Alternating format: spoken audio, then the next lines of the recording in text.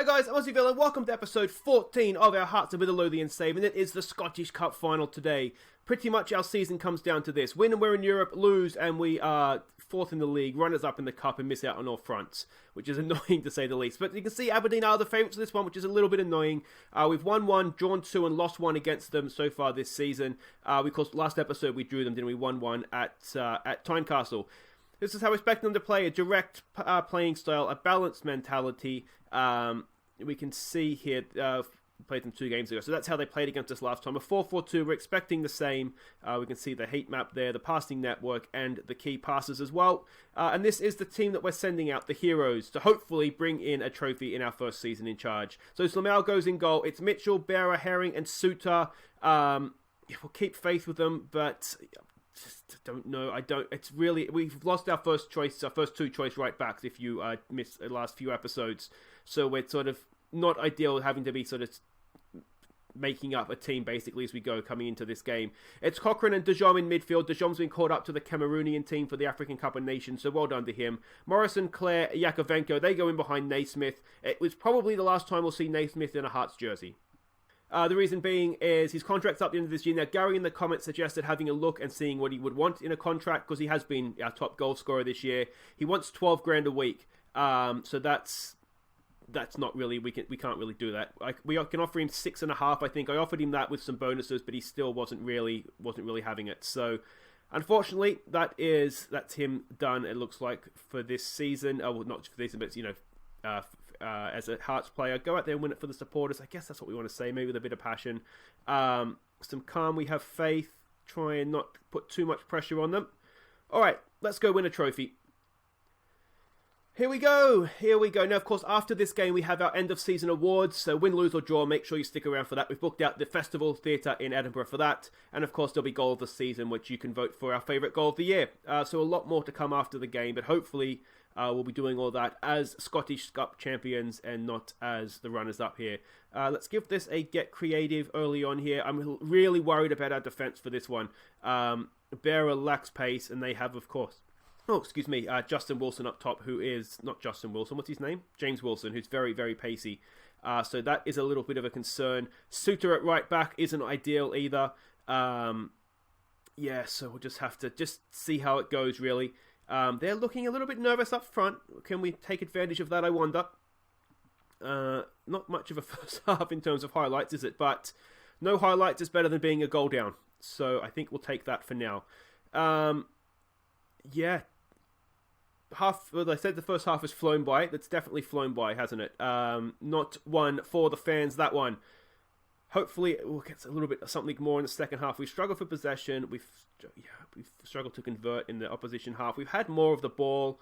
What do we say? We've been unlucky so far, perhaps. Let's tell players here that are playing okay, that they're playing okay. Some players that aren't, that we expect a little bit more. It's been a cup final, hasn't it? Very, very cagey. Let's maybe just go calm. Not to put too much. I don't want to put too much pressure on them here, but I do. We need to do better this second half, don't we? That hasn't really gone as to plan necessarily. Defensively, I was worried about our defense, and obviously defensively there we've been fine. It's the attacking third, which has been our strength all year. We have not usually struggled for goals, and we've really struggled there, haven't we? Now, of course, next episode will be sort of a transfer special. So let me know in the comments who you think we should be looking to, or where we should be looking to strengthen. The defense is the obvious one, isn't it? Goalkeeping is an obvious one. That we will be looking to do that. We will need to, as I said, in all likelihood, replace Naismith as well. But I've hit pause there. But we'll look to do that as best we can. We do have other goals in the team with Clare, with Uche, with Yakovenko, Morrison. So we do have. It's not like we're necessarily struggling for goals, but we will still need to replace him. I don't like that we're looking nervous here. Let's give it maybe a show some passion. We haven't had a highlight yet in the cup final. It has not been one for the classics, has it? We won't be seeing this again on any sort of great Scottish Cup games. 10 minutes to go. A goal now, given how the game has gone, and you do think it could be crucial. Here goes De Jong.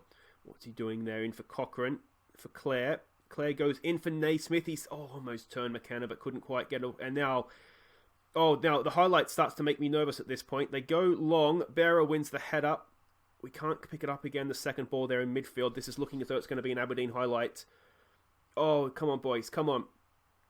It's definitely a game that needs a goal, isn't it? But I just would rather the goal was in our end, not their end. Here goes Stevie May. Oh, too much time and space. And Samal again is beaten from distance. It's been his weakness all season. He has cement boots. I am 100% convinced of it. He does not move his feet from long shots. And I don't know what we can do other than replace him. Look at that. It's very savable. It's extremely savable, and it's gone straight in. All right, now we need to be more expressive. We need to obviously pick things up a little bit here. We need to get stuck in the high line, and I think it's time for Uche, isn't it?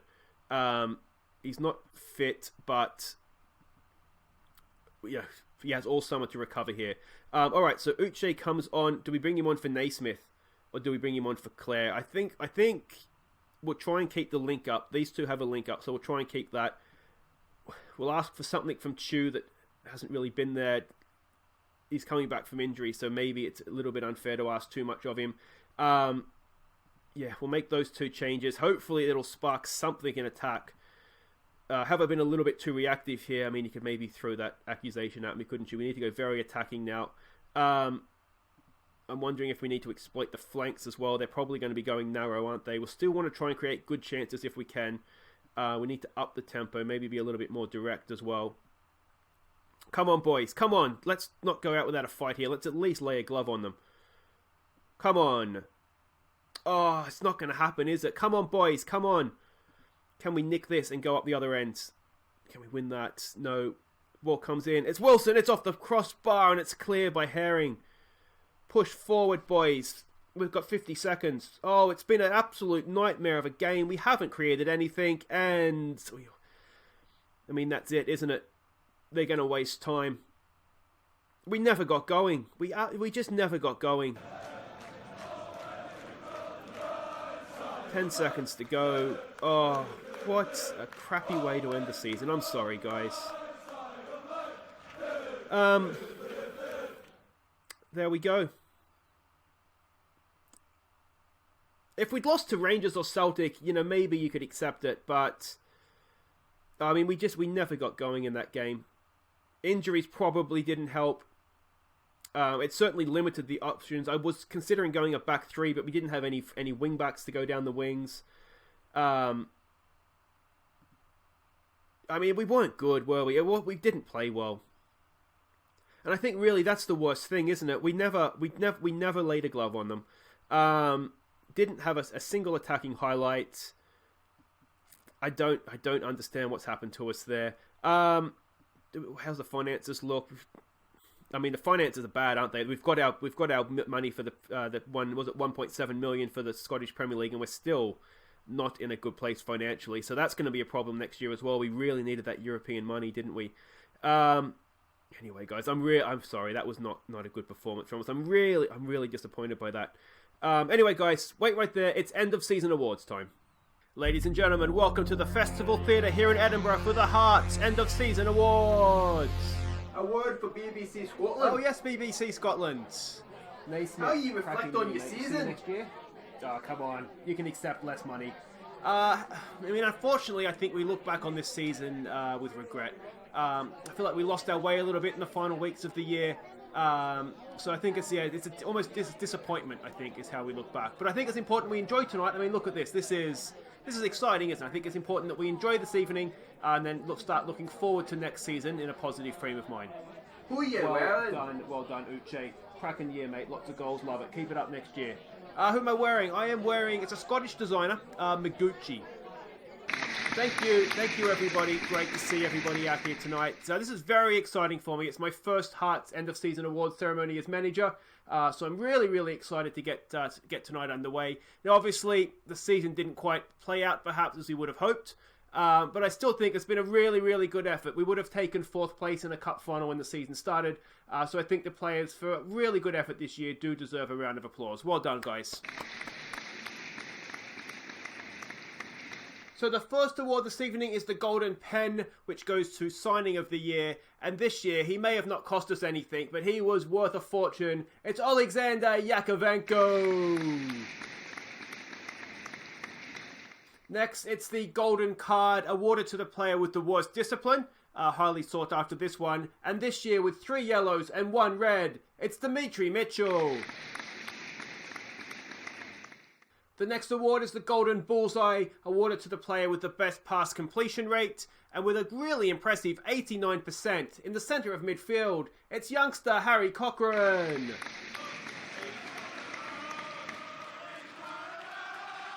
The next award is the Golden Spoon. This, of course, goes to the man who feeds the strikers, the man with the most assists. And this season, with an 11 assists, he's already been up here once tonight, it's Dimitri Mitchell. The awards just keep coming, and next it's the Golden Anchor. This goes to the man that we can rely on, the man with the best match average rating. And this season, with a 7.22 average, it's the Yak, Alexander Yakovenko. Next, it's the Golden Pacifier, the Golden Soother, awarded to the best young player of the year, the baby of the team. And this year, it goes to Uche Ikpeazu.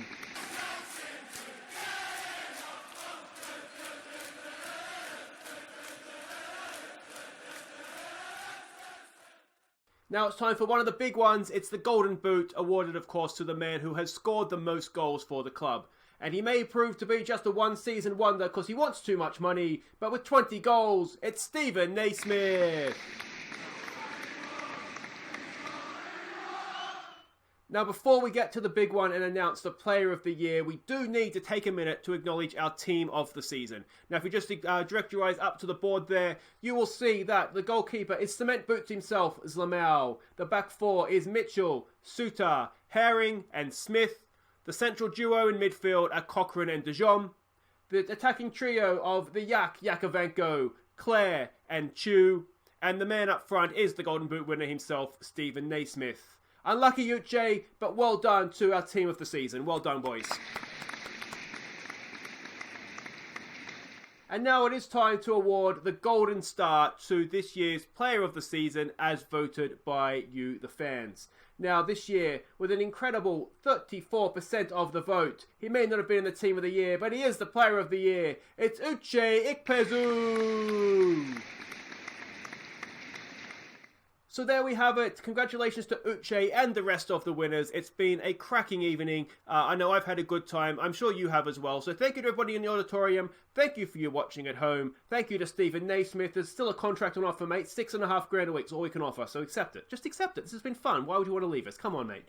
But anyway, guys, I look forward to seeing you all at Tynecastle again next season, including you, Stephen. Take care and enjoy the rest of your evening. So there we go. That is the end of season awards for our first year at the club.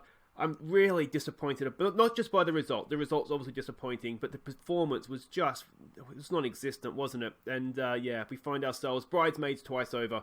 But we'll strengthen next year and we'll go again. And this is the awards for those of you who sort of are better seeing something rather than hearing it. I know I'm certainly one of those people. So Uche won Player of the Year with 34% of the vote, ahead of Clare and Michael Smith.